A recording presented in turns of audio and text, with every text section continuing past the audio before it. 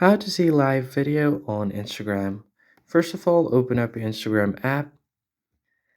And once you have opened up the app, if someone is live on Instagram that you follow, you can see the glowing red circle right here beside your story. You can just tap on it to view live. So if someone has sent you a live video on your DMs, tap on watch and then you will be able to watch the live video. So you can click on this join live option right here at the bottom.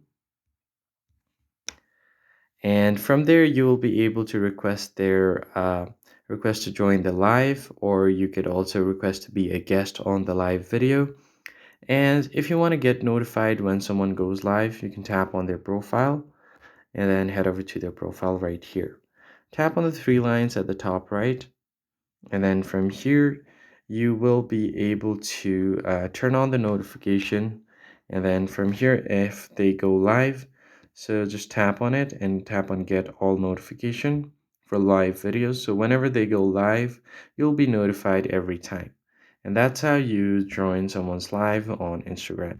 That's it for this video, guys. I hope it was helpful. I'll see you on the next one.